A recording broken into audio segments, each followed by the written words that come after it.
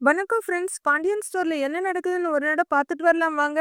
மறுநாள் பொழுது விடியுது. இன்னைக்கு தான் அரிசிக்கு முகூர்த்த புடவை எடுக்க போறாங்க.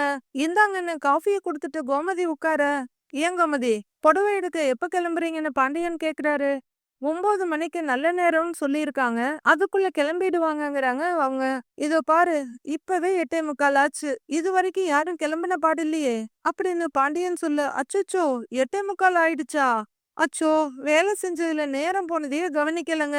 அம்மா அரசி, அரசின்னு கோமதி கூப்பிட, வரேம்மா அப்படிங்கிற அரசி ஒரு பெய்ஜ் கலர் சல்வார் கமீஸ்ல வந்து நிக்கிறாங்க. பார்த்துட்டு தலையில பூ வச்சுக்கலையான்னு கேக்குறாங்க கோமதி. இல்லம்மா, கிளம்பும் போது நான் வச்சுக்கிறேன் அப்படின்னு அரசி சொல்ல, சரி சரி, இவங்கெல்லாம் ரெடி ஆயிட்டாங்களான்னு போய் பாருமா அப்படின்னு கோமதி சொல்ல, சரின்னு தலையாட்டிட்டு அரசி அங்க இருந்து போறாங்க. ஆ கோமதி, ஜவுளி எடுக்க காசு எடுத்து வச்சியா அப்படின்னு பாண்டியன் கேட்க, எடுத்து வச்சிட்டாங்க, இதோ வர்றேன் இருங்க. எடுத்துட்டு வரேன்னு சொல்லி அவங்க ரூம்குள்ள போறாங்க. இந்தாங்கன்னு அவங்க கொண்டு வந்து கொடுக்க, ராஜியை தவிர மத்த எல்லாரும் ஆஜராயிடுறாங்க.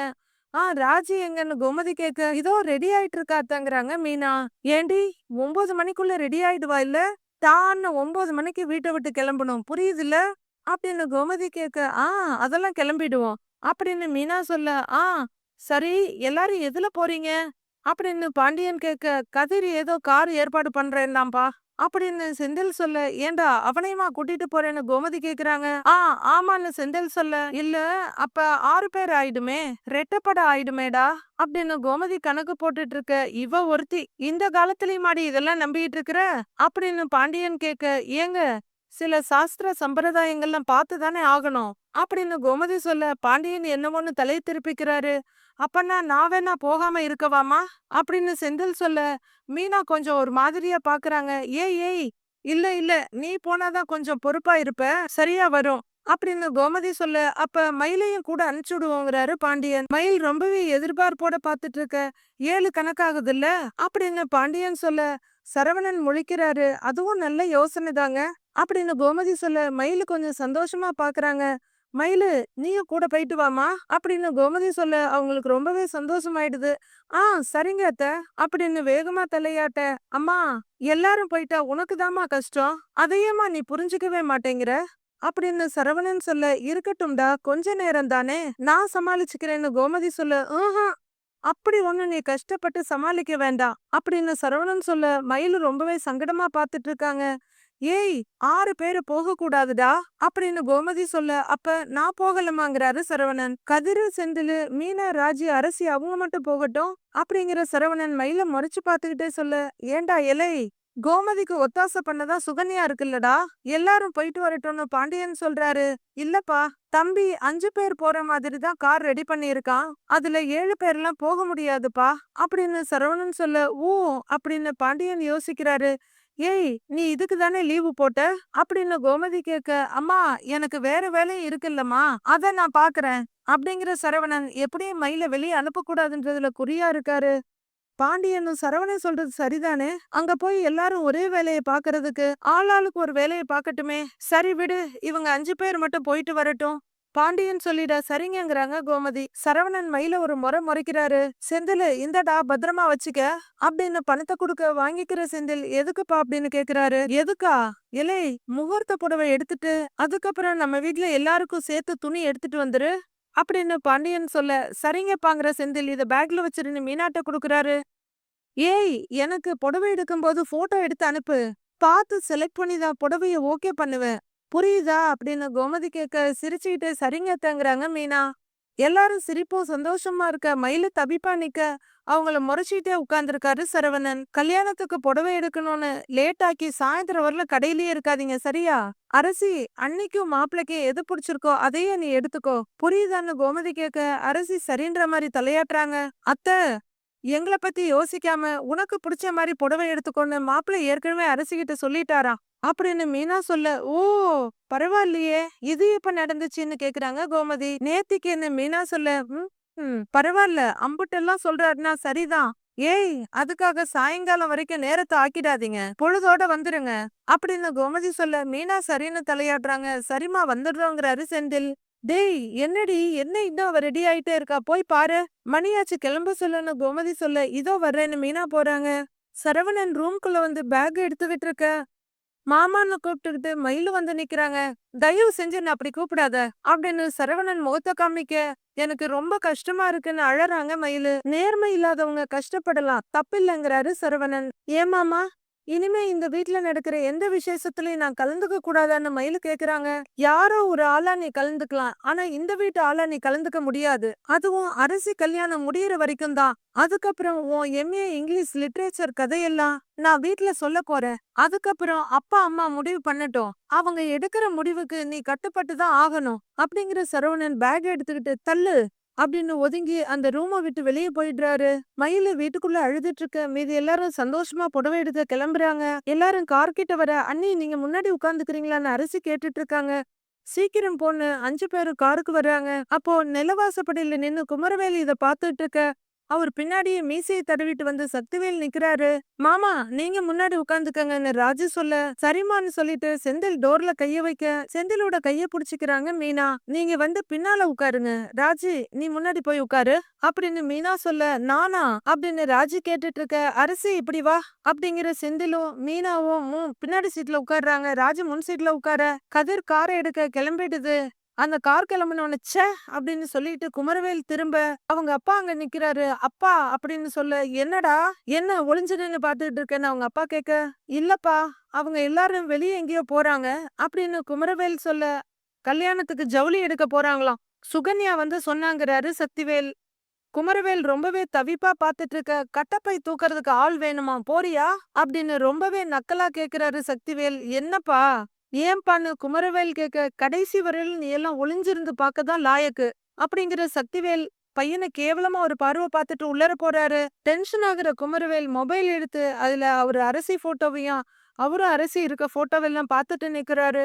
டக்குன்னு எதை யோசிச்சவர் ஒரு கால் பண்ண, சொல்லடா மச்சான் அவரோட ஃப்ரெண்டு கேக்குறாரு. டேய் எங்கடா இருக்கன்னு இவரு கேட்க, மச்சான் இப்பதான்டா ஸ்டுடியோவுக்கு வந்த, கல்யாண ஆர்டர் இருக்கு, நிறைய வேலை இருக்குன்னு அவரு சொல்ல, மச்சான் நீ எனக்கு ஒரு ஹெல்ப் பண்ணணும், முக்கியமான விஷயம் அப்படின்னு குமரவேல் சொல்ல, என் ஆளுக்கு சர்ப்ரைஸ் கொடுக்கணும், எங்க 2 பேரோட போட்டோவையும் உனக்கு அனுப்புறேன் சரியா, அத நான் சொல்ற மாதிரி க்ளோஸா எடிட் பண்ணி அனுப்புறியா அப்படின்னு குமரவேல் சொல்ல, உனக்கும் உன் ஆளுக்கு தான் பிரேக்கப் ஆயிருச்சுன்னு சொன்னியே மச்சான்னு கேக்குறாரு ஃப்ரெண்டு.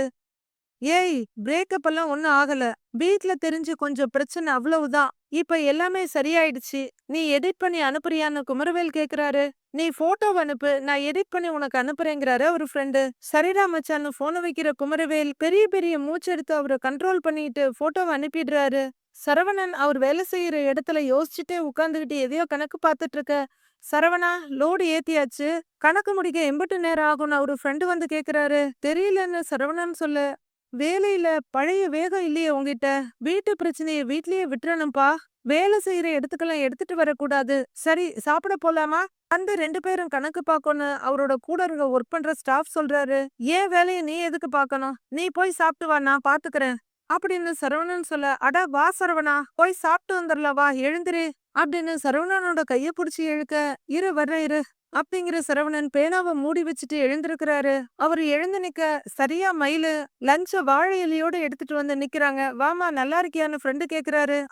அப்படின்னு மயில சொல்லிட்டு இருக்க, சரி சரவணா நான் போய் சாப்பிட்டு வந்துடுறேன் அப்படின்னு சொல்ல, போன்றாரு சரவணன். நான் அப்பவே வந்திருப்பேன், ஆட்டோ அண்ணா லேட் பண்ணிட்டாங்க. மாமா உங்களுக்கு பிடிச்ச காரக்குழம்பு உருண்டை குழம்பு பண்ணி எடுத்துட்டு வந்திருக்கேன்னு மயிலு பரபரப்பா சொல்ல, மத்ததெல்லாம் பிடிக்காத மாதிரி பண்ணிட்டு சாப்பிடுறதுல மட்டும் பிடிச்ச மாதிரி பண்ணி என்ன பிரயோஜனம், உன்கிட்ட நான் சொன்னேனா சாப்பாடு எடுத்துட்டு வர சொல்லி, அப்புறம் எதுக்கு நீ எடுத்துட்டு வந்த அப்படின்னு சரவணன் கேட்க, முன்னாடியே நீங்க சொல்லாமலே சாப்பாடு எடுத்துட்டு வந்திருக்கேனே அப்படின்னு மயிலு சொல்ல, முன்னாடினா எப்போ, உன் பொய்யெல்லாம் தெரியறதுக்கு முன்னாடி தானே அப்படின்னு சரவணன் கேட்க, மாமான்னு ஏக்கமா கூப்பிடுறாங்க மயிலு. இந்த 4-5 நாளா நிறைய விஷயம் நடந்துருச்சு, நிறைய மாறிடுச்சு, இனியெல்லாம் எதுவுமே முன்ன மாதிரி இருக்காது அப்படின்னு சரவணன் சொல்ல, இது மாதிரி எல்லாம் கோவமா பேசாதீய அப்படின்னு மயிலு சொல்ல, என்ன முட்டாளாக்குன ஒருத்திக்கிட்ட இனி சமாதானமாலாம் என்னால பேச முடியாது அப்படின்னு சரவணன் சொல்ல, உங்களை ஏமாத்தணுங்கிற நினைப்பெல்லாம் எனக்கு இல்ல, ஏதோ என்னோட சூழ்நிலை அப்படின்னு மயில அழுதுகிட்டே சொல்ல, என்ன சூழ்நிலை, என்ன பொல்லாத சூழ்நிலை, எனக்கும் தான் ரொம்ப நாளா பொண்ணு பார்த்தாங்க, எனக்கும் தான் கல்யாணம் தள்ளி போச்சு, நாங்க என்ன குடும்பமா சேர்ந்து உங்க குடும்பத்துக்கிட்ட பொய் சொன்னோமா, நான் கலெக்டர் வேலை பாக்குறேன், எங்க அப்பா சூப்பர் மார்க்கெட் வச்சிருக்காருன்னு உங்ககிட்ட ஏதாவது சொன்னோமா, இல்ல இல்ல, நேர்மையா என்ன இருக்கோ அதத்தான் நாங்க சொன்னோம். அந்த நேர்மைக்கு கிடைச்ச பரிசு தான் இதுன்னு மயில தலையில இருந்து கால் வரல சுட்டி காட்டுறாரு சரவணன். மயிலு லேசா விசும்பிக்கிட்டே நிக்க, ஒரு வேலை சொன்னாங்கன்னா அடுத்த செகண்டே அத நான் செஞ்சு முடிப்பேன். இப்பல்லாம் கொஞ்ச நாளா என்னால வேலை செய்யவே முடியல. கணக்கும் பார்க்கும்போது, கஸ்டமர் கிட்ட பேசும்போதுன்னு எல்லா நேரமும் நீ சொன்ன பொய் தான் என் மண்டைக்குள்ள ஓடிக்கிட்டு இருக்கு. இந்த உலகமே பொய்ன்ற மாரி எனக்கு தோண ஆரம்பிச்சிருச்சு. அப்படின்னு சரவணன் சொல்ல, உங்க கோவம், வருத்தம் எல்லாமே புரியுது மாமா அப்படின்னு மயிலு சொல்ல டென்ஷன் ஆகுற சரவணன், உனக்கு புரியாது. ஏமாந்தவனோட வலி எப்பவுமே ஏமாத்துனவங்களுக்கு தெரியாது அப்படின்னு சரவணன் சொல்ல, மாமா அப்படின்னு கூப்பிட்டுட்டு நிக்கிறாங்க மயிலு. நடந்ததெல்லாம் யார்கிட்டயும் சொல்லவும் முடியாம, முழுங்கவும் முடியாம உள்ளுக்குள்ள தவிச்சுக்கிட்டு இருக்கேன். அப்படியே ஏதோ பைத்தியம் பிடிக்கிற மாரி இருக்கு. மத்த நேரமா இருந்தா நான் எங்கேயாவது ஓடி போயிருப்பேன்.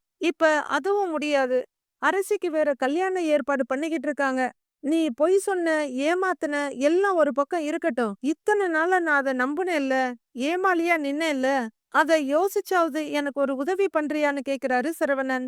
என்னன்னு சொல்லுங்க மாமா, எதுவா இருந்தாலும் நான் பண்ணுவேன் அப்படின்னு மயிலு ரொம்பவே ஆர்வமா கேக்க, நீ பெருசா எதுவும் பண்ண வேண்டாம். முடிஞ்ச வரைக்கும் என்கிட்ட இருந்து விலகி இரு. சாரி கேக்குறேன், சாப்பாடு கொண்டு வரேன்லாம் வந்து என் முன்னாடி நிக்காத. தயவு செஞ்சு இனிமே என் கண் பார்வையிலேயே படாத. என்ன விட்டுறங்கிறாரு சரவணன். மாமா அப்படின்னு மயிலு விசும்பிட்டு நிக்க, இது நான் வேலை பாக்குற இடம்.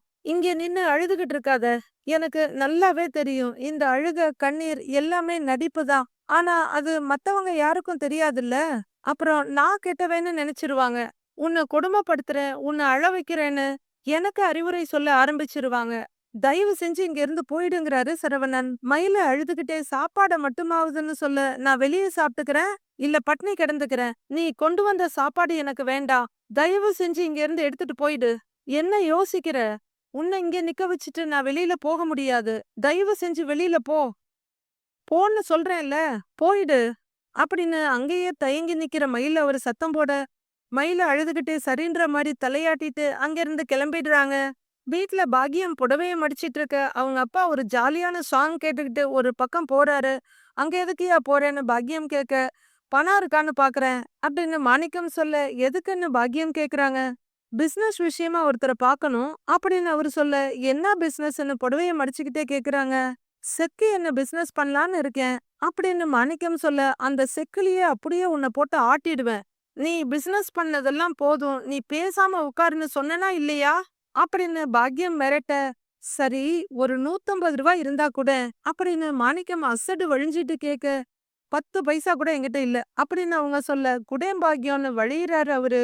என் வாயில இருந்து ஏதாவது வர்றதுக்குள்ள ஓடி போயிரு சொல்லிட்டேன் அப்படின்னு பாக்கியம் சொல்லிட்டு இருக்க, மயிலு உள்ளர நுழையிறாங்க. வாமா மயிலுன்னு அவரு சொல்ல, வாடி அப்படின்னு அவங்க அம்மாவை இன்வைட் பண்றாங்க. உட்காருமா அப்படின்னு அவங்க அப்பா சொல்லிட்டு இருக்கவே மயிலு உட்கார்ந்துடுறாங்க. என்னம்மா, மாப்பிள்ளைக்கு சாப்பாடு கொண்டு போனியா அப்படின்னு அவங்க அப்பா கேட்க, என்னடி உனக்கும் மாப்பிள்ளைக்கும் இடையில இருந்த பிரச்சனை சரியாயிடுச்சா அப்படின்னு காதுல இருந்து காது வரையிலும் சிரிச்சிட்டு அவங்க அம்மா கேக்குறாங்க. மயிலு அமைதியா நொந்து போய் உட்கார்ந்துருக்க. ஏண்டி, ஆம்பளைங்களால கோவமா வீராப்பா இருக்க முடியாதுடி. அவங்க கோவமெல்லாம் 2 நாளைக்கு தான் அப்படின்னு அவங்க புருஷன் மாதிரியே எல்லாரையும் நினைச்சிட்டு சொல்ல, ஆமா ஆமா அது என்னமோ வாஸ்தவம் தான் அப்படின்னு அவங்க அப்பா ஜால்ரா அடிக்கிறாரு. மயிலு, புடவை நல்லா இருக்குடி, புதுசா அப்படின்னு அவங்க அம்மா கேட்க, பேசாம அம்மாவை பாக்குறாங்க மயிலு.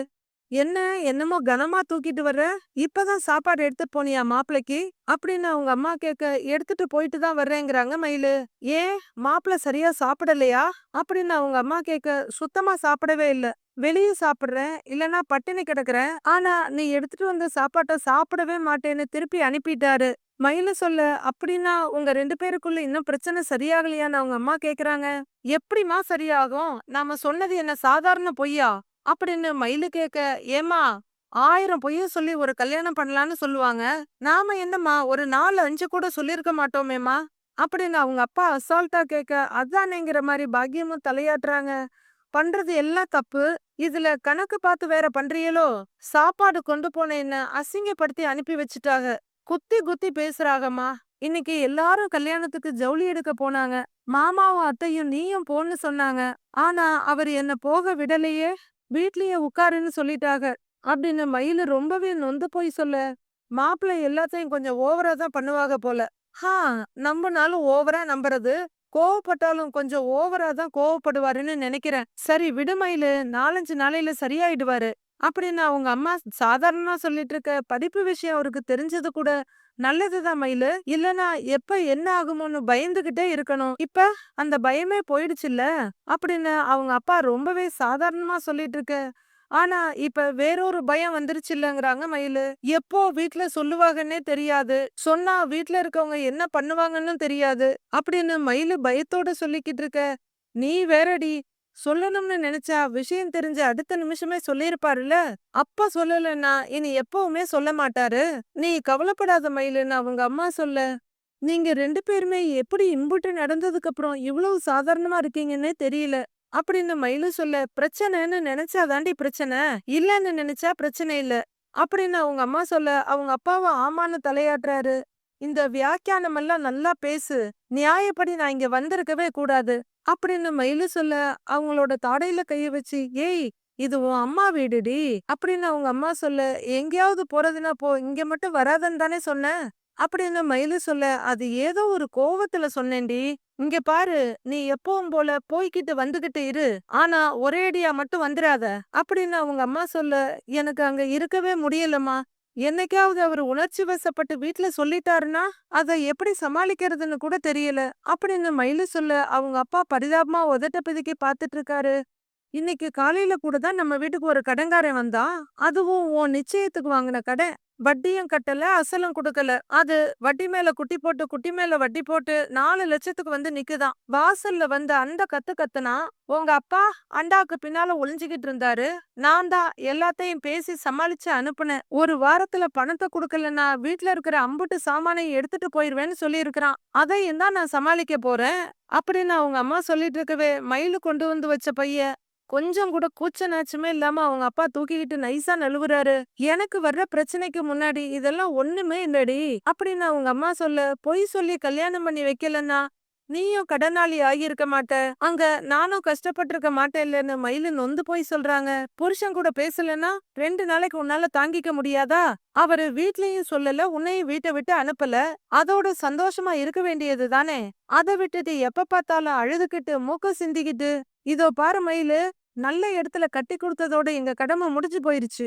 அதுக்கப்புறம் உன் பாடு, உன் புருஷன் வீட்டு ஆளுங்களோட பாடு அப்படின்னு கை கழுவுற மாதிரி பேசுற பாக்கியம். ஏண்டி உன் அம்மா நான் பார்க்காத பிரச்சனையா? நான் என்ன அதுக்காக என் அம்மா வீட்டுக்கா ஓடிக்கிட்டே இருக்கிறேன்? உன் ஜாதகம், உன் படிப்பு, உன் வயசுக்கெல்லாம் கல்யாணம் ஆனதே பெரிய விஷயம். கிடைச்ச வாழ்க்கைய கெட்டியா புடிச்சுக்கிட்டு வாழ பாரு அப்படின்னு அவங்க அம்மா சொல்லிட்டு இருக்க.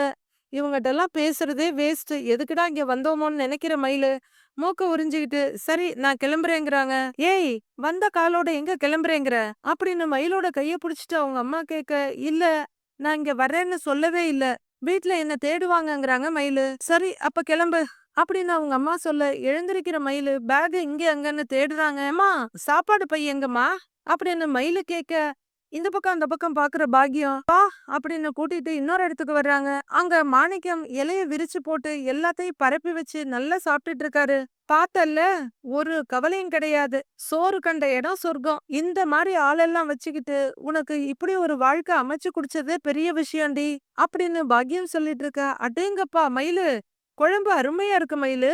இந்த பீட்ரூட்டும் சூப்பரா இருக்கு அப்படின்னு மாணிக்கம் ரசிச்சு ருசிச்சு சாப்பிட்டுட்டு இருக்க. பாக்கியம் தலையில அடிச்சுக்கிறாங்க. ஆ சரிம்மா நான் வர்றேன்னு மயிலு சொல்ல, மயிலு நீ போம்மா, சாப்பிட்டு முடிச்சிட்டு நானே கேரியல் எடுத்துட்டு வந்துடுறேங்கிறாரு அப்பா. ம் அப்படின்னு தலையாட்டிட்டு பேசாம அங்க இருந்து போறாங்க மயிலு. ஏங்க, அவ போற வரைக்குமாவது நீங்க கொஞ்சம் சும்மா இருக்க கூடாதா? அப்படியே போய் சோத்துல விழற அப்படின்னு பாக்கியம் கேட்க, வாசனை மூக்க தொலைச்சுது பாக்கியம். அதான் அப்படியே இறங்கிட்டேன் அப்படின்னு அவரு சாப்பிட்டுட்டு இருக்க. பொண்ணு புலம்பிக்கிட்டு இருக்கறா. நீ மூக்க புடிச்சிட்டு தின்னுட்டு இருக்கிற, நீ எல்லாம் ஒரு அப்பனா அப்படின்னு பாக்கியம் கேட்க, எனக்கும் மயில நினைச்சா கவலையா தான் இருக்கு. ஆனா என்ன பண்ண முடியும்?